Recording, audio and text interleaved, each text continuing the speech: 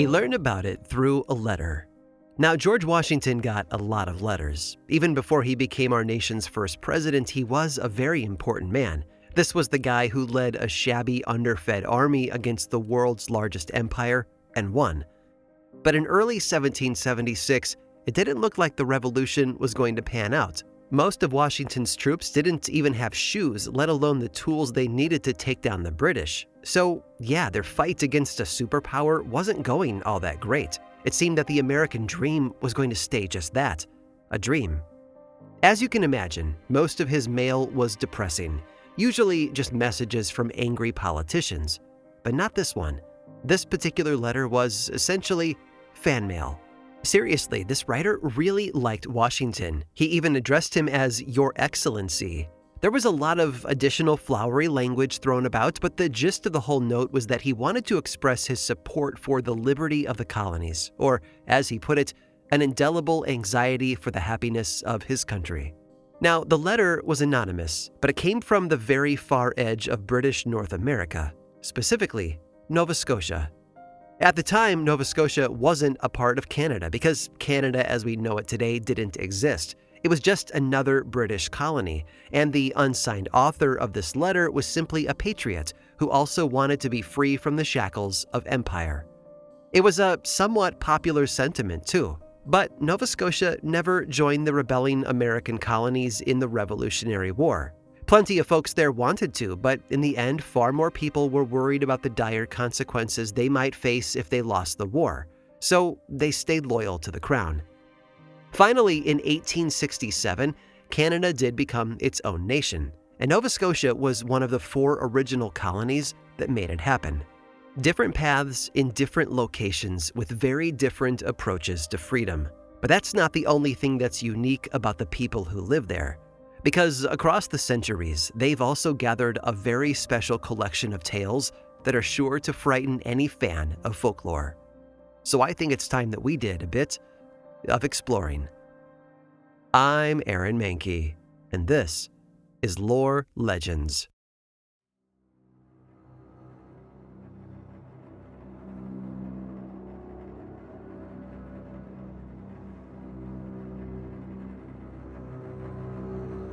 It is the most photographed lighthouse in all of Canada. Peggy's Cove in Nova Scotia is a popular tourist destination known for its stunning views overlooking St. Margaret's Bay.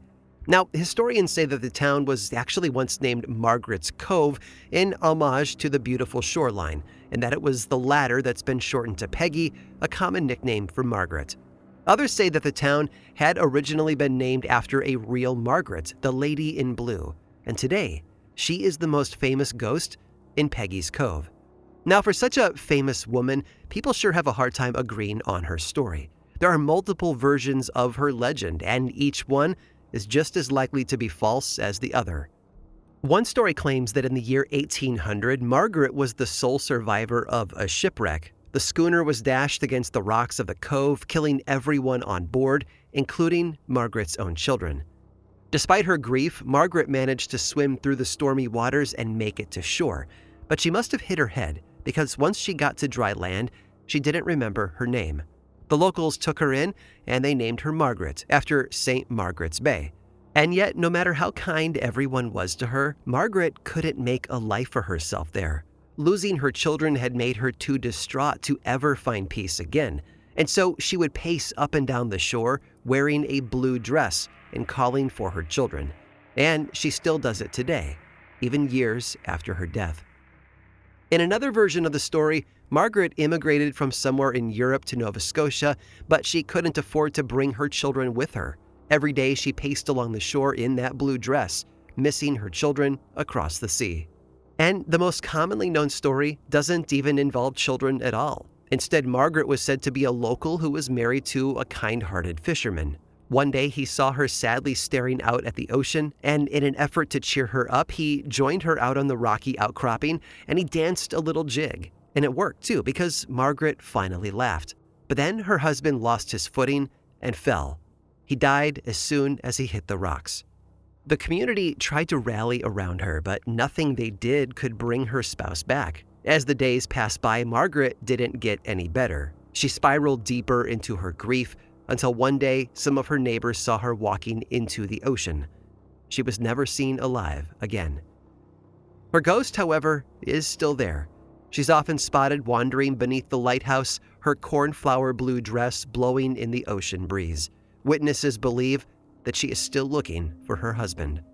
Over the years, those who have approached the Blue Lady report feeling an overwhelming sense of sadness, as if her grief is their own.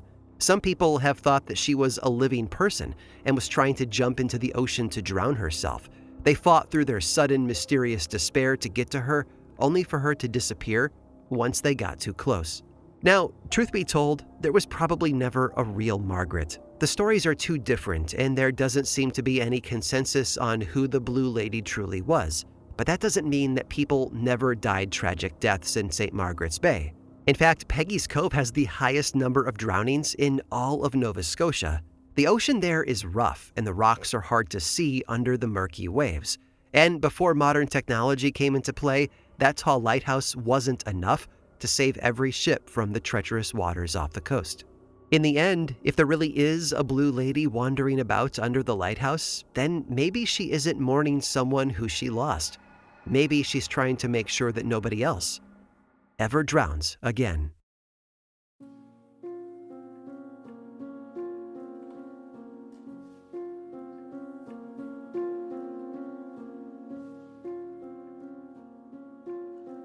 George never made it to his wedding.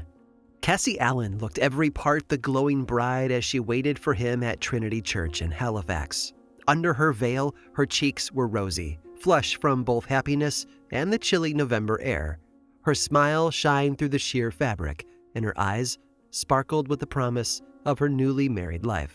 She had been left waiting in the church for a little while, but that was fine. Her enthusiasm did not wane. Not for a long time, anyway. After all, her nuptials were happening at 6:30 in the morning. Maybe he had just slept in, but the morning passed, and her fiancé never came. Eventually, Cassie's smile faltered. Her straight spine sagged, and when she finally gave up hope, she forced herself to walk away from the altar with no ring on her finger and no husband on her arm. Cassie slumped into a nearby chair and tried not to cry. But then, she heard a carriage outside. It was like a switch had been flipped. Cassie leapt up and sprinted to the front door, all her doubts completely washed away. She just knew that her beloved was about to sweep her into his arms and melt her heart with the most sincere apology any man had ever given. But when she finally burst through to the outdoors, her fiancé wasn't there. Instead, his carriage driver had climbed down from his seat, his hat in his hands. With a gentle, quiet voice, he broke the news. Cassie Allen would not be getting married that day because George Edwards had shot himself in the head on the front steps of the Halifax Citadel, only 15 minutes before their wedding was due to begin. Cassie, of course, was inconsolable. She screamed and cried, refusing to believe that the love of her life was dead, and when the truth of it finally hit her, she fainted, falling into a dead heap in the clergyman's arms. There was nothing else to be done. Cassie was taken home to mourn in private, and while she sequestered herself, details about George's life began to emerge, presenting a clearer picture of what had gone wrong. George Edwards had served as a member of the Royal Artillery for a total of 19 years. In service to his country, he had moved from Bermuda to Halifax 5 years prior to his death in 1895. Soon after, he met Cassie, kicking off this whole tragic tale. But George hadn't been honest with Cassie. He hadn't been honest with anyone, because after returning to Canada, he never told a single soul that he had left something behind in Bermuda, a wife. George Edwards, you see, was already married to someone else. In a very Bronte-like turn of events, George had left his wife in an asylum before moving to Halifax. Now, no one knows why he tried to marry Cassie. Maybe he had an ulterior motive, or maybe he truly fell in love with her. But according to one contemporary newspaper report, and I quote, "It is believed that the thought of becoming a bigamist so preyed on his mind that he decided to put an end to it all." After losing George, Cassie was never the same again, nor did she ever forget the man she loved. It's said that she mourned him until her death in the 1950s. So it shouldn't be a surprise that only a couple years after she died, rumors started to spread about a ghostly woman haunting the Halifax Citadel. It would seem that Cassie's spirit had returned to the place where George had taken his own life. Beginning in the 1960s, reports arose of a young, beautiful woman floating through the Citadel. When witnesses describe her, they always mention that she wears an old-fashioned dress, and many believe that it's her ill-fated wedding gown. Some claim that the gown is gray, while others say that it's white. But gray must be the most popular perception because this apparition has come to be known as the Gray Lady. She's sometimes seen walking through the halls of the Citadel, her skirts flowing out behind her. Sometimes she's seen leaning on the railings of the veranda, and other times she's looking mournfully out the windows. On more than one occasion, security guards have seen her and thought that she was a loitering guest. And when they approached her to tell her that she had to leave, she vanished. Now, Cassie didn't get to the Halifax Citadel on her own power. Many believe that she was actually brought there, albeit by accident. Trinity Church, the same church that Cassie almost got married in, was torn down in the mid-20th century and its belongings were donated. The chair that Cassie had sat in when she thought that George Edwards had abandoned her at the altar was given to the Cavalier Building in the Citadel. And today, employees sit in that same chair when they greet visitors into the Cavalier Building. Sometimes these employees report seeing Cassie, but as soon as they stand up from the chair, she disappears. And still, the Gray Lady always seems to come back, over and over again, constantly moving through the Citadel, looking for her lost love.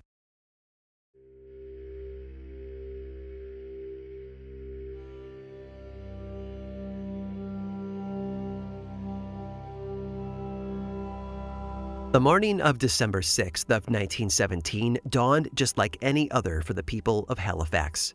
It was chilly out, but really, what else would you expect from winter in Canada?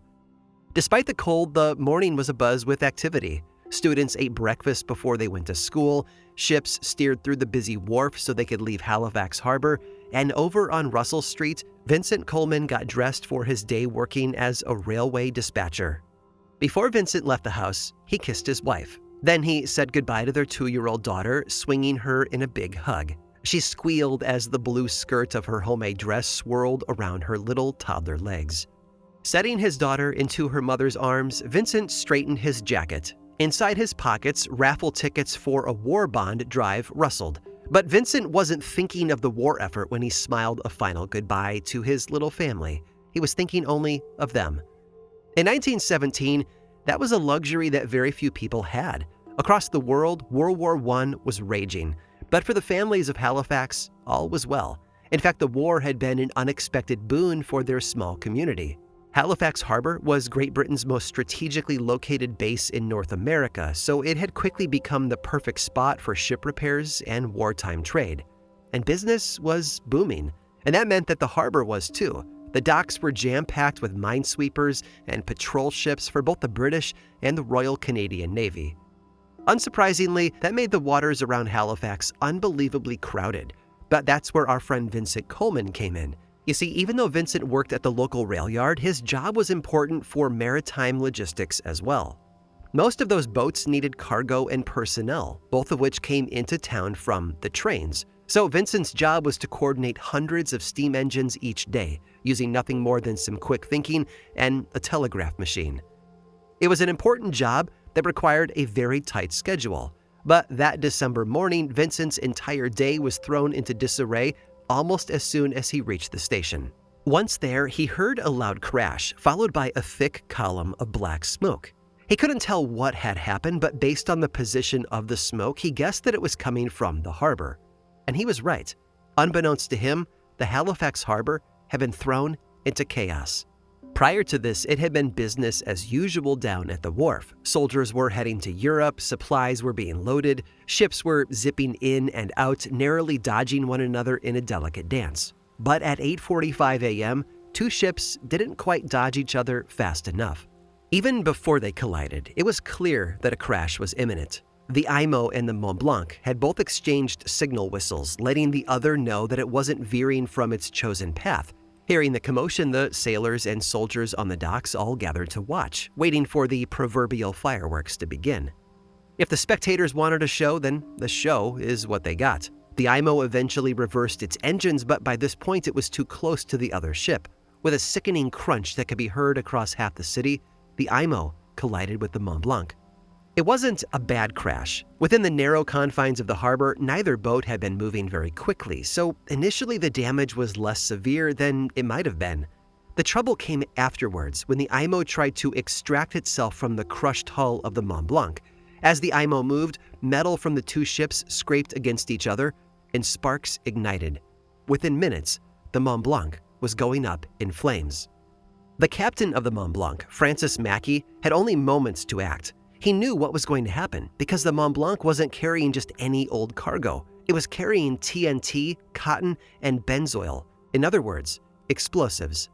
Just a few minutes later, back over at the rail yard, a naval officer burst through the door of Vincent's office. He was one of the few men who knew what was on board the Mont Blanc, and he had come to warn everyone at the rail yard that if the ship exploded, then this place was directly in the line of fire. Everyone had to run. Vincent started to leave with his coworkers, but then he stopped. I'm sure that he thought of his wife and his little girl waiting for him back home, but Vincent also thought about the 300 passengers on a train that was due to arrive in less than 10 minutes. And so he did what he knew he had to do. He turned around, went back to his desk, and sent one of the most famous telegraphs in history. "Hold up the train," it said. "Ammunition ship afire in harbor, making for Pier 6 and will explode. Guess this will be my last message. Goodbye, boys." Between 9:04 and 9:05 a.m., the Mont Blanc exploded, flattening everything within a square mile of the blast. 2,000 people died, 9,000 were injured. It was the most deadly man-made explosion in history, and it held that title until the atomic bomb was invented. And Vincent, of course, never made it home. He never kissed his wife or spun his daughter around in her pretty blue dress again. Historians believe that he died at the very moment he sent the telegram that saved 300 lives. Vincent was only one of thousands who never came home that night. Dozens, if not hundreds, of families lost their loved ones in the disaster. Photographs taken in the days after the explosion showed coffins stacked throughout the streets, sometimes 3 caskets high. For weeks on end, the local mortuary, Snow and Company, held between 30 and 40 funerals each day. Today, Halifax is whole and happy once again. Just walking down the street, you would never be able to tell that half the city was flattened a century ago. Even Snow and Company has since shuttered its doors as a mortuary, eventually being converted into a restaurant called the Five Fishermen.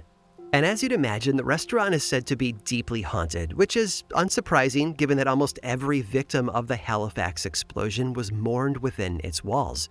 Employees have reported faucets turning themselves off and on, cutlery flying off the tables, doors opening of their own accord, and disembodied voices. Some employees swear that they've heard their own names whispered when no one else is around. One dishwasher even quit her first night on the job after seeing a ghost float by. To be honest, there have been more specters spotted in the Five Fishermen than I have time to recount here today. But while I love a good ghost story, I don't think that the ghosts of the old mortuary are the scariest things in Halifax. No, if you really want a chill down your spine, walk down the road and step into the Maritime Museum of the Atlantic. There you will see a telegraph key, the same key that Vincent was using when he died. And next to it, you'll see a little blue dress spotted with blood. No, Vincent's daughter didn't die that day. She was only injured. But that blue dress represents the hundreds upon hundreds of children who did not survive, whose lives were lost because of one simple mistake. And looking through the history books, there's nothing in Halifax more haunting than that.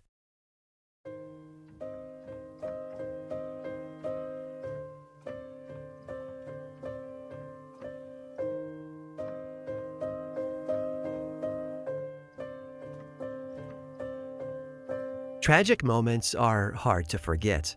They haunt us and insert themselves into the very personality of our community. The tragedy itself might last mere moments, but their echoes can last forever, which is why I'm thankful that they are rare occurrences. For Halifax, though, that's not exactly true. You see, the Halifax explosion wasn't the first time that the victims of a major tragedy passed through the doors of the Five Fishermen, or as it was known back then, Snow and Company. You see, on April 15th of 1912, the Titanic famously sank 400 miles off the Canadian coast, taking over 1,000 souls down with it. Eventually, those bodies were recovered from the sea, but getting them onto dry land wasn't the end of it. They all had to go somewhere. As the closest mortuary to the catastrophe, Snow and Company had the honor of being that somewhere. Now, this company normally served a relatively small community. They weren't prepared to handle the number of corpses that were about to be dropped on their doorstep. So the owner, John Snow, called in reinforcements from all over Nova Scotia and beyond, instructing them to bring their own embalmer's grip with instruments. And while he waited for help to arrive, Snow took a boat out to the ship that was carrying the dead bodies. With him, he brought 125 coffins, embalming fluid, and iron. It would seem that, even in death, there was a wealth hierarchy. The bodies of the Titanic's first-class passengers were embalmed and put into coffins immediately, right there on the deck of his ship. Second- and third-class passengers were frozen and taken back to Halifax to be embalmed there. The most badly decomposed bodies, though, were simply weighed down with that iron and sent to the bottom of the sea. Every corpse that wasn't embalmed on the ship was taken care of back at Snow and Company by a team of funerary professionals. Then the dead were laid out for their loved ones to claim. Some of the most well-known victims of the Titanic, including the wealthy John Jacob Astor, spent their final moments above ground in Snow and Company's funeral parlor. And there are those who believe that some of them never truly left. Some spirits stayed behind, and now they haunt the Five Fishermen restaurant. One ghost in particular even wears the proper clothing for 1912. Restaurant employees believe that she was a victim of the Titanic and not the Halifax explosion. Witnesses say that they have seen her crying in the bathroom. When she turns to face them, they say that she has, and I quote, pleading eyes. Oh, and one other haunting detail. This ghost is only a child.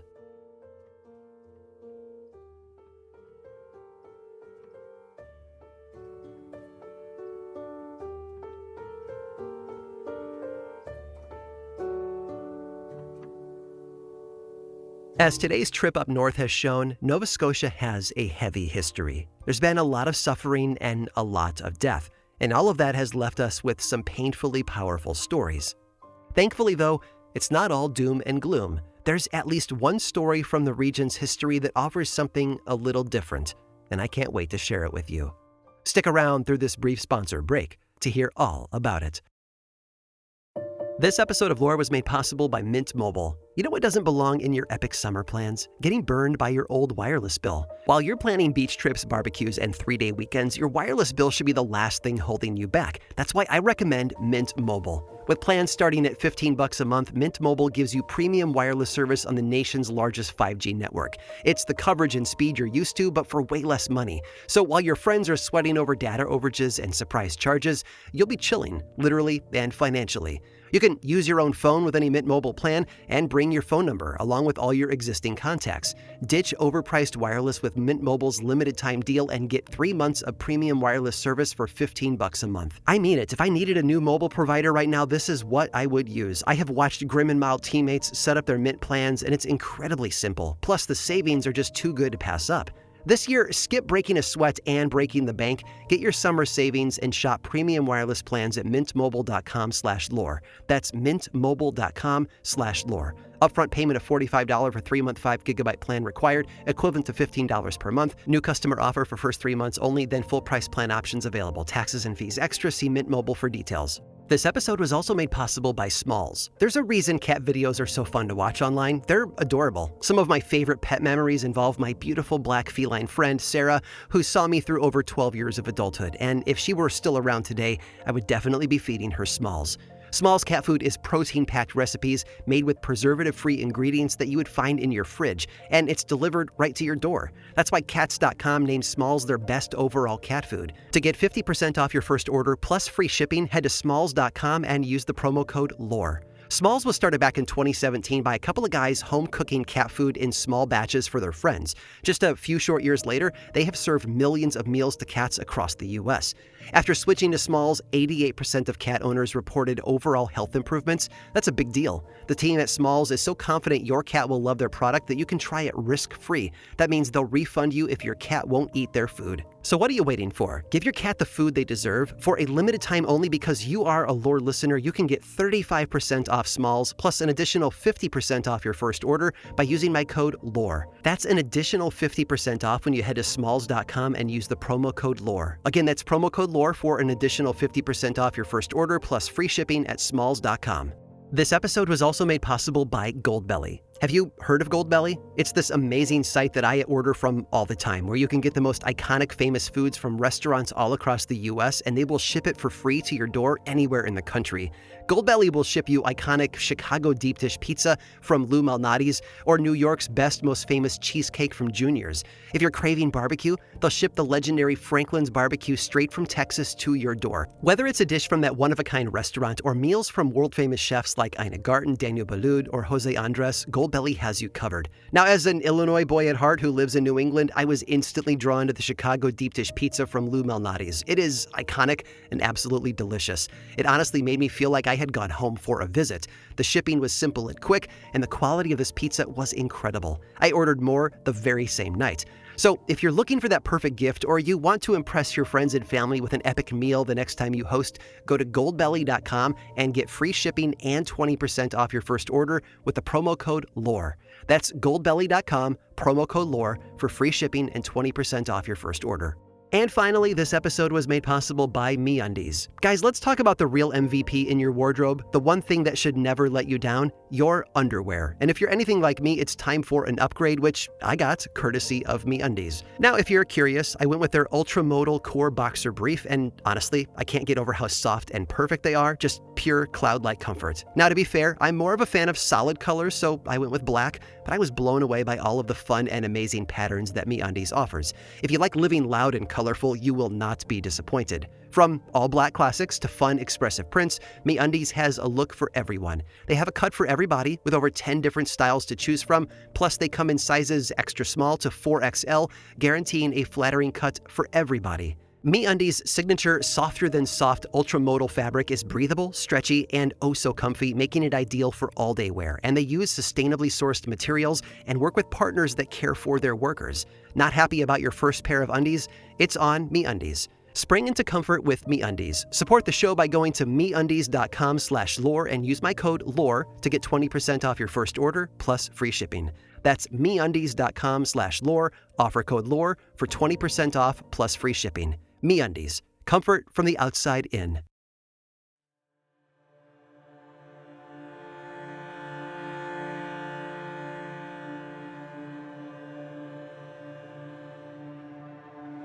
They say the devil comes in many forms. Usually this is taken to mean that the devil can tempt us in many ways. After all, Satan can convince you to do anything as long as he makes the payoff look compelling enough. But today, we're going to take that many forms thing a bit more literally. And for that, we need to head over to Devil's Island. Now, this place wasn't actually named after the devil. It's believed to have been derived from some Frenchman's name, perhaps a Deval or a Deville. But whoever they were, they handed the locals a golden opportunity, so now it's simply known as Devil's Island. And it's a tiny island too, roughly 30 square miles at most. Because it's on the fringe of the bustling Halifax harbor, there was very little reason for anyone to live there. But some people still tried to make a home for themselves on Devil's Island. At one point, there were even enough residents there to have its own general store and even a little schoolhouse. And yet, it was never crowded. As the years passed by, the inhabitants slowly abandoned the island in favor of the mainland. Today, no one lives there at all, and hasn't since at least the 1990s. Now, one of the earliest families to settle Devil's Island was the Henbury family. They arrived sometime in the 1830s, and they must have decided that it was a little slice of paradise because they put down roots. Several generations of the Henburys lived there before it was emptied out. The most famous member of the clan was a fellow named Caspar Henbury. He spent his entire life on the island, and based on the stories we have about him, it seems to have been a good life as well. He had a house, he had friends. What more could anyone want? Well, as the story goes, one night Caspar threw a house party. And it must have been a fun one too, because everyone was still enjoying themselves when he stepped outside to get some air around 1 a.m. When he came back inside, he was no longer in the mood for fun. His eyes were blank, and his face was as white as a ghost. He must have looked really rough because the partygoers noticed it immediately. Everyone gathered around him, wanting to know if Casper was all right. And truth be told, he was not. Casper told his guests that he had seen an omen of his own death. The devil had come to call, and he had told Casper that the end was nigh. But here's the odd part. The devil didn't look like the devil. The devil looked like a fish, and more specifically, a halibut. Now, some versions of the story say that the demon halibut spoke to Casper from the water. Others say that it was leaning against the side of the house. Either way, I'm sure that his interaction was unsettling, to say the least. Of course, all of Casper's friends just sort of laughed it off. How could they do anything else? They thought that he was drunk because, really, what other explanation is there for a devil in the shape of a halibut? But they wouldn't be laughing for much longer. The very next day, Casper was found in his rowboat, his head and shoulders hanging over the side of the vessel. He had drowned. Now, some versions of the story mention signs of a struggle on the beach, with cloven hooves imprinted in the sand. Others say that there were no clues at all as to how his death came about. And so the mystery of how he had drowned while he was still in his boat would never be solved. Either way, the devil had been right. Casper was dead. He was forever sleeping with the fishes.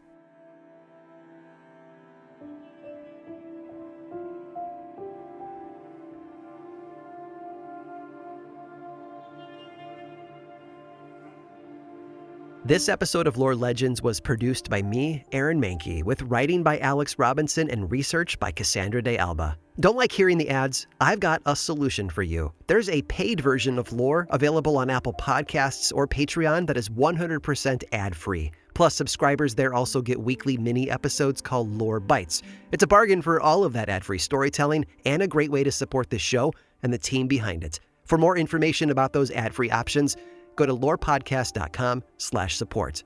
Of course, Lore is much more than just a podcast. There's the 3-book World of Lore book series and the 2 seasons of the television show on Amazon Prime. Information about all of that and more is available over at lorepodcast.com. And you can also follow the show on platforms like Blue Sky and YouTube. Just search for Lore Podcast, all one word, and then click that follow button. And when you do, say hi.